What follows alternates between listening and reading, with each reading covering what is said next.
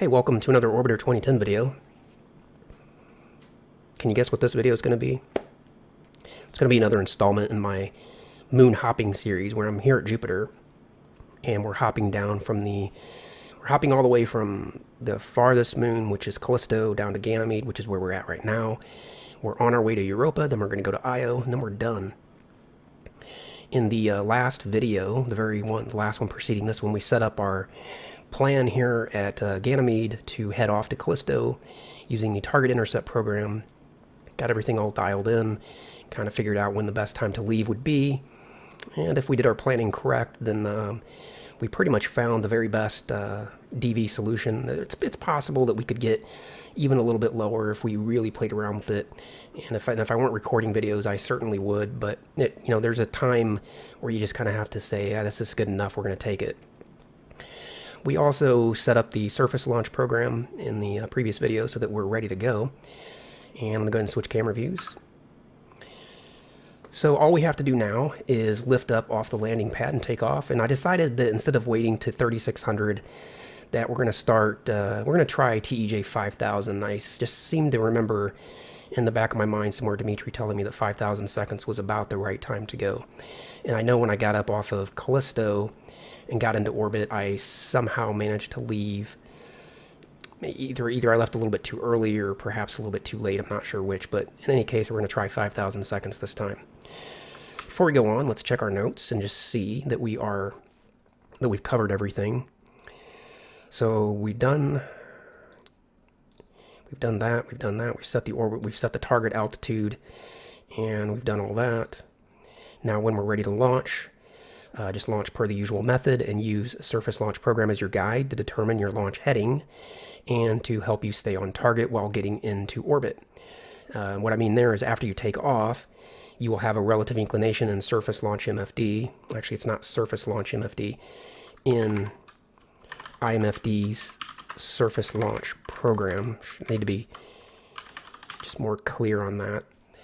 After you take off, you will have a relative inclination in IMFD's Surface Launch Program. Use that as your guide. So that's going to be our EIN. And let me just actually change that here. You will have a relative inclination in IMFD Surface Launch Program. It's the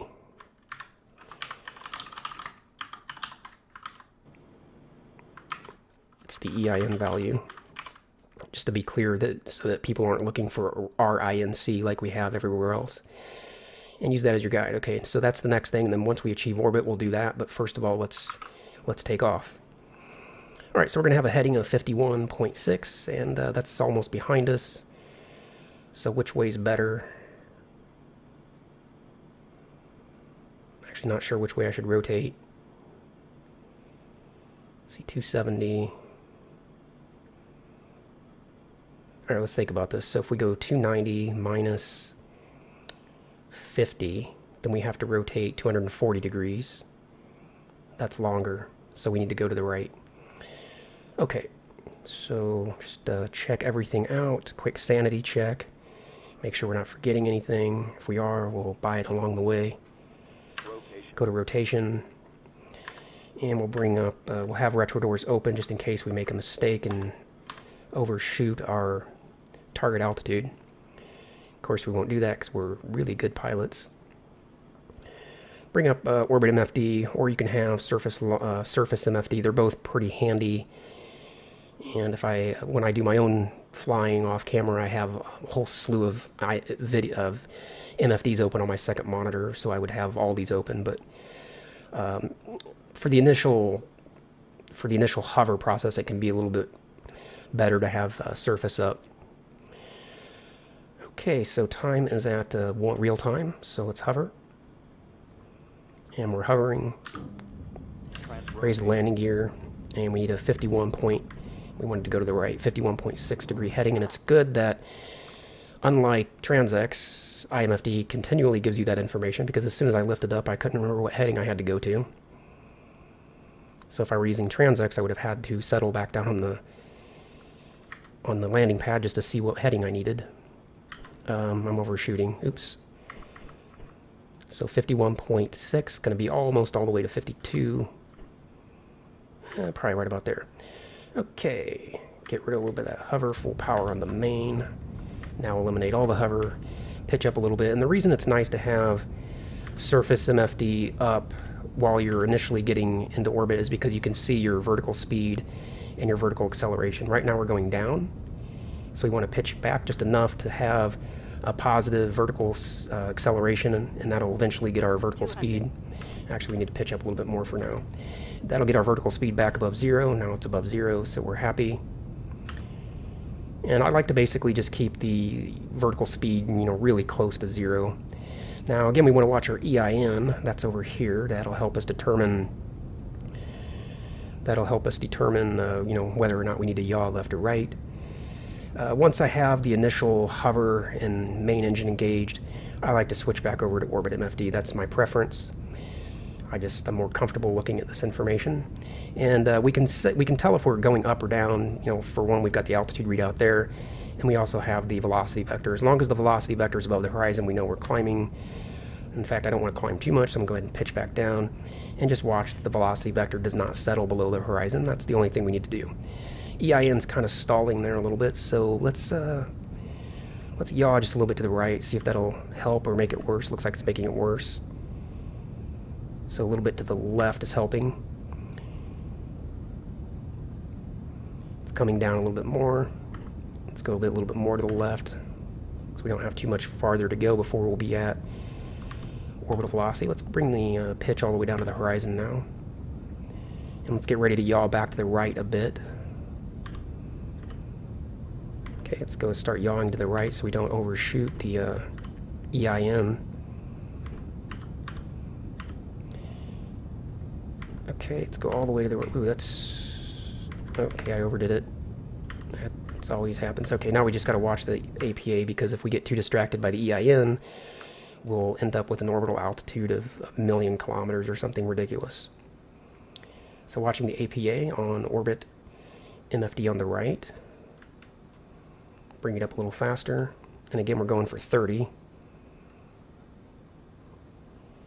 Frustrated that my... Oh, see, I was looking over at the EIN, and that's what happens. Translation. And we don't need to, but we can translate out that last little bit. All right, projection actually doesn't matter because we're done with surface launch MFD. So let's check our notes. Let's see what we have to do next, because we don't know. If we're brand new to all this, then we're just going down a checklist here, and we don't know what to do next. So after achieving orbital velocity and reaching the target APA, check and check, bring orbit eject up on the side that had the surface launch program. We are done with surface launch. We do not need it beyond this point. It's kind of redundant. Let's not have that in there. We are done with surface launch. Also note that when you bring up orbit eject, it has to be shared with the course program on the other instance of IMFD. But this should already be the case since the surface launch program was shared with the course program. Okay, so here's what we're saying. On this side, we need to bring up the orbit eject program, but we want to make sure that this side is already shared with this side, and it is, because the surface launch program had to be shared with this side. So let's bring up IMFD also over here, and orbit eject, and change the projection because I'm a fanatic about that. I'm also kind of fanatical about having proper, like it says, orbit hyphen eject, and so in my notes it should say hyphen orbit hyphen eject. I will take care of this on my own time, but that's like obsessive compulsive stuff there. Okay, it has to be shared. Now, when you have orbit eject loaded, press plus or minus to have it use the course program, because it defaults to higher orbit, and that is indeed the case. You can see it's defaulted to higher orbit. So we want course, and we have course. Now, optionally press the PRJ button to change the projection to self, and I already did that. Now adjust the TIN from the target intercept program in order to bring the EIN down to 0.00 from the orbit eject program. Now that's a little confusing, I think, the way I worded that. But what we're saying, we want to adjust the TIN in the target intercept program And the purpose of doing that is so that the EIN on this side appears to be 0.00. And it's really close to that right now. Oh my gosh. And we're actually so close to the time to see. We're probably, in this case, we're actually going to go ahead. I think we're probably better off just going around one full orbit and then coming back to the eject point, because we're just too darn close to the TEJ. All right, but what we're saying again, we want to adjust the TIN over here so that the EIN on this side appears to be 0. So back to real time. And we're going to go ahead and skip the ejection on this time just to show something a little bit different. In the last video, we got it to orbit and we were kind of really rushing the eject. So just to do it differently, we're going to show that you can go around, and that means we're also going to have to circularize our orbit. Speaking of orbit, let's switch to orbit HUD. Okay, so 10x adjustment here, and again, I'm looking at the EIN. That's not what we want. That's not what we want. So adjustment down to 1, and that's what we want. And it's quite possible, actually, that once we go around a full orbit, we'll need to adjust the EIN again. So we might want to make it part of our notes that this really doesn't need to be adjusted until you're within 1,000 seconds of the ejection. So let's kind of let's see what we have in our notes about that. So when we have orbit eject, okay, adjust the TIN using the target intercept program. That's better. Just that simple change of word is better. Using the target intercept program in order to bring the EIN down. In order to bring down the EIN on, in order to bring the EIN, all right, how do I want to word this? In order to bring the EIN down to 0.00,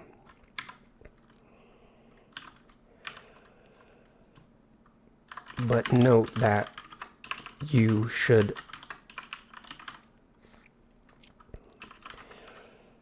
look at the EIN on the orbit eject program and not the EIN on the target intercept program. The EIN in the orbit eject program is the one that we are trying to get to 0.00. It's still a little weird the way I'm wording it, but that's probably about as good as I can come up with. Also note that you should check the EIN when you are about 1,000 seconds. Let me say when the TEJ is about 1,000 seconds. If you adjust it really far in advance, it may not stay at 0.00 by the time you reach the eject point. All right, that's good enough. So again, we blew our opportunity for doing the eject here, so we're just going to go around one more orbit. So we're going to say TEJ and plus plus until we go all the way around.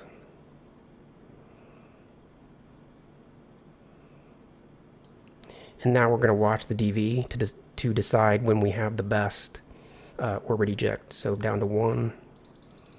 Actually, let's stay at 10 for now. Okay, so 29 I saw.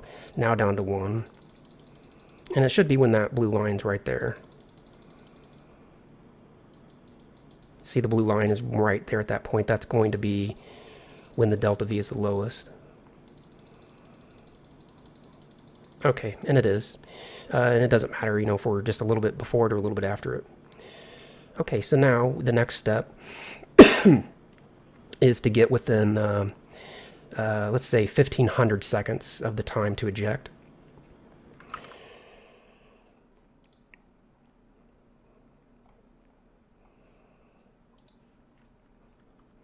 And let me make that part of the notes. Now, let's see. So, warp time forward until you are within 1500 seconds of the TEJ. Did I have a note in here about the apoapsis? I did. I think that was all the way. Let me just double check. Okay, launch, and then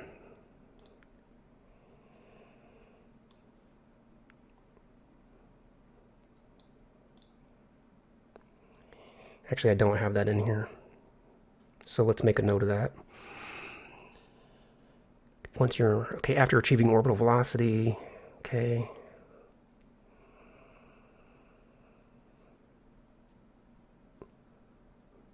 Okay, so let's add this note here. If you reach the eject point prior to apoapsis, then you don't need to circularize. Circularize. If you reach apoapsis prior to the eject point, it's paramount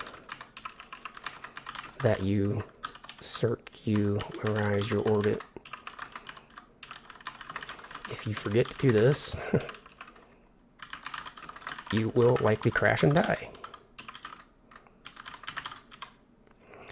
Okay, so that steps in there. So that's what we're kind of at this point now. So let's do that.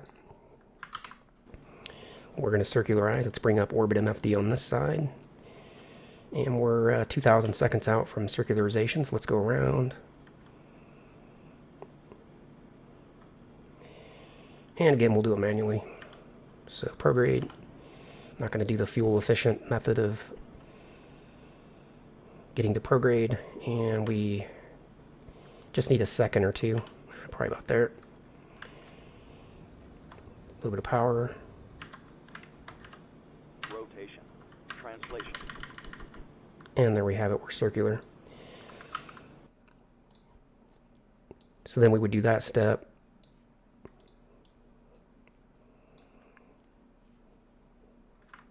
When we're within 1,000 seconds, because you can see as we go around, the EIN slips a little bit. So I think I actually want to replace this. So after circularization, warp time forward until you're within 1,500 seconds of the TEJ. So let's do that.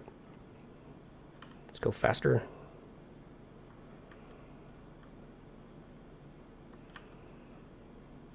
Go farther. That's actually slipping a whole lot. So you can see why it's important to do another update. Okay, we're pretty close. So now let's bring up interplanetary over here. And we do have that as our next step, right? Yeah, adjust the TIN. Okay, let's go to 10. And now we've got the EIN back down to 0, basically. So adjustment. Yeah, that's a very important step to make sure that we don't bother with the TIN until, or yeah, make sure we don't bother adjusting the EIN until we're much closer. And from the looks of things, it would be to our benefit to adjust again when we're at 500 seconds or something. So we'll make note of that. Okay, next step. Load the orbit eject program on the opposite side from where you had the target intercept program currently loaded. Okay, so technically though, we're not going to be able to adjust the TIN. Yeah, that's fine. Okay, so now we're saying we want to load orbit intercept over here. So now we have orbit eject on both sides. Now on the side where you originally had the orbit eject program, press menu and then unshare it. So come over here, menu, unshare. Now if you see the eject point is after apoapsis, then go to apoapsis and circularize your orbit. Okay, that's a misplaced step.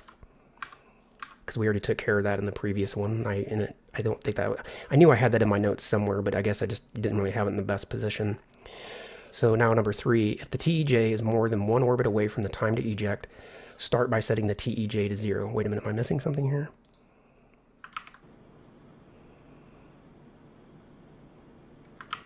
Okay, actually this step might not.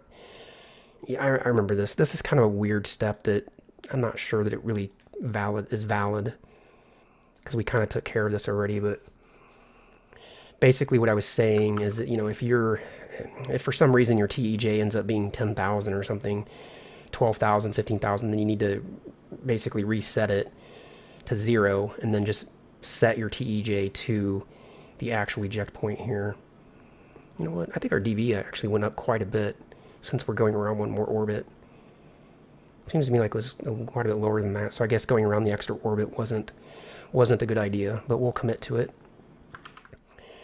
Now on the side that you previously unshared from step 2, go to course and then load the delta velocity program, and then press ref to reference the body that you're starting from. Okay, so over here that we just unshared, we're going to go course, delta velocity, reference the body that we're starting from, Ganymede.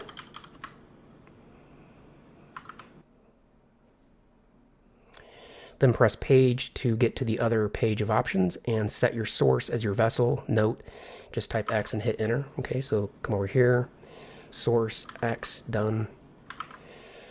And optionally press PRJ to change the projection to self. We'll definitely do that. Now copy the orbit eject plan over to the delta velocity program. Note that the en route DV is not necessarily all prograde. So here, we want to copy this whole plan over to here. And I guess we can start by setting the TEJ. So let's do that. Set to 1320, enter. And now we want to put in the delta velocity amounts. But as we pointed out in the last hop, this number, this amount here, and that's also in my notes, this isn't necessarily all prograde. So, and then it's not necessarily positive either. So we want to see what it is. We'll go to page, burn vector, and we can see the breakdown. So we'll put it in 1135.6 and set, and note the next one is negative, so negative 12, and then the DVI 74.6. Let's check our notes. Press the PG button in the BV to see the DV breakdown, which we did. And if the DVP and DVI are very low, you can just put it all in as DVF.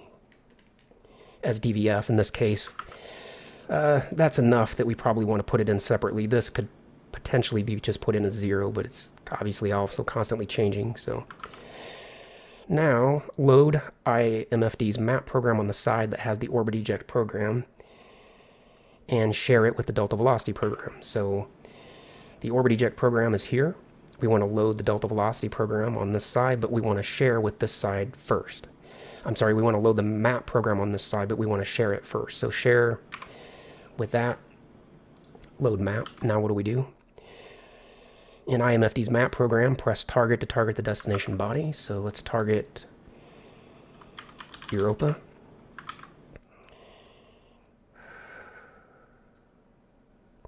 Turn off basically all the buttons. So auto zoom off, I guess it already was. Display on, page, SOI, plan, page back over, and Europa is already selected as our reference, but if it wasn't, we would select it by doing that. Okay, what do we do next? Now adjust the TEJ, DVF, DVP, and DVI in the delta velocity program in order to get the PEA as seen in IMFD's map program down to the surface. Start by adjusting the TEJ at 1x and then adjust the DVF at 1x. In many cases, you can get the PEA where you want with just TEJ and DVF. Note that when you adjust the TEJ to find the low point, it will go faster if you overshoot the time by a few seconds and then go adjust your DVF. If you just bring down the PEA to the low point and then go adjust the DVF, it'll take longer. So we know what we're doing here. We'll start with time. We want to make sure the adjustment's set to 1. And we'll just see what plus does. That's helping. So we're just going to continue putting in plus until the PEA no longer counts down. And now it's counting up a little bit, but we're going to overshoot a little bit in that direction. And now adjust DVF. And I'll show you something else we can try once we get this. So, because we got time. So now the PEA hit the low point. Now we're going to overshoot a little bit to bring it back up, and then to go back to the time and just repeat, rinse, recycle, overshooting, overshooting, overshooting.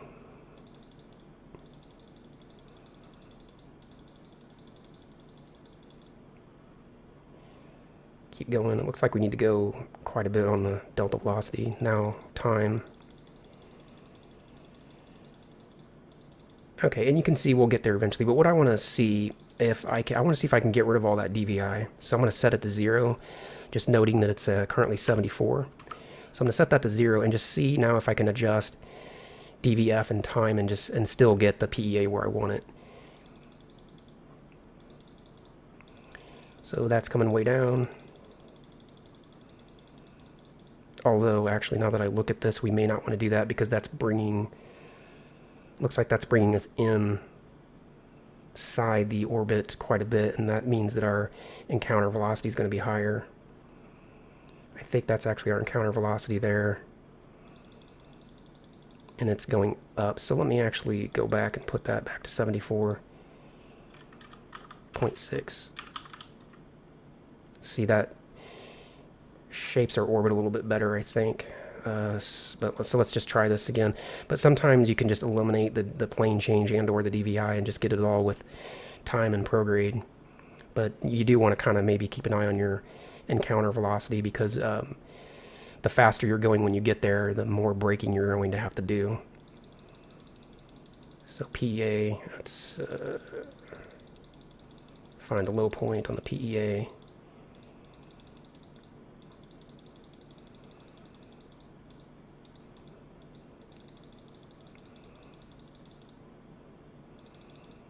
Okay, and prograde.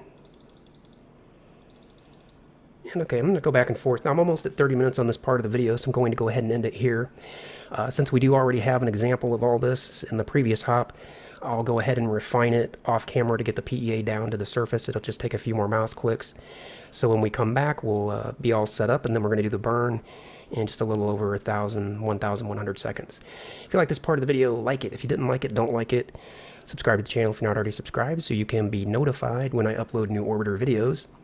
Check for links in the description down below. Leave all your questions and your great comments in the comments area, and I always reply, so definitely if you have something on your mind, let me know and you'll hear from me. And I will see you in the next video, where you just kind of have to say, yeah, this is good enough, we're going to take it. We also set up the surface launch program in the previous video so that we're ready to go. And I'm going to go ahead and switch camera views. So all we have to do now is lift up off the landing pad and take off. And I decided that instead of waiting to 3,600, that we're going to start, we're going to try TEJ 5000. I just seem to remember in the back of my mind somewhere Dimitri telling me that 5,000 seconds was about the right time to go. And I know when I got up off of Callisto and got into orbit, I somehow managed to leave. Either I left a little bit too early or perhaps a little bit too late. I'm not sure which, but in any case, we're going to try 5,000 seconds this time.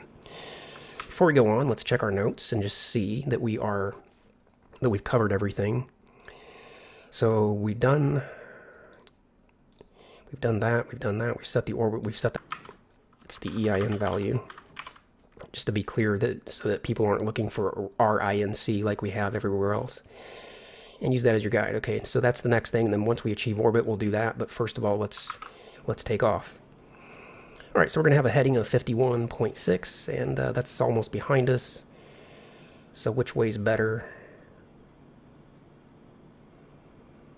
Actually, not sure which way I should rotate. see, 270. All right, let's think about this. So if we go 290 minus 50, then we have to rotate 240 degrees. That's longer, so we need to go to the right. Okay, so just check everything out. Quick sanity check. Make sure we're not forgetting anything. If we are, we'll buy it along the way. Okay, welcome to another Orbiter 2010 video. Can you guess what this video is going to be? It's going to be another installment in my moon hopping series where I'm here at Jupiter and we're hopping down from we're hopping all the way from the farthest moon, which is Callisto, down to Ganymede, which is where we're at right now. We're on our way to Europa, then we're going to go to Io, and then we're done. In the last video, the last one preceding this one, we set up our plan here at Ganymede to head off to Callisto using the target intercept program. Got everything all dialed in, kind of figured out when the best time to leave would be. And if we did our planning correct, then we pretty much found the very best DV solution. It's possible that we could get even a little bit lower if we really played around with it. And if I weren't recording videos, I certainly would. But there's a time. Go to rotation, and we'll bring up. We'll have retro doors open just in case we make a mistake and overshoot our target altitude. Of course, we won't do that because we're really good pilots. Bring up Orbit MFD, or you can have Surface MFD. They're both pretty handy. And when I do my own flying off camera, I have a whole slew of MFDs open on my second monitor, so I would have all these open. But for the initial hover process, it can be a little bit better to have Surface up. Okay, so time is at real time, so let's hover. And we're hovering.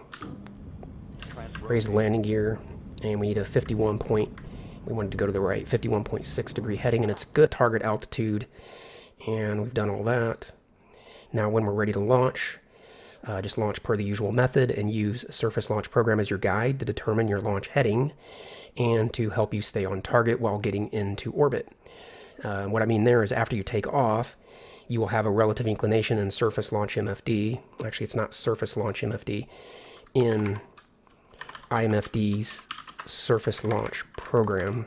Need to be just more clear on that. After you take off, you will have a relative inclination in IMFD's Surface Launch Program. Use that as your guide. So that's going to be our EIN.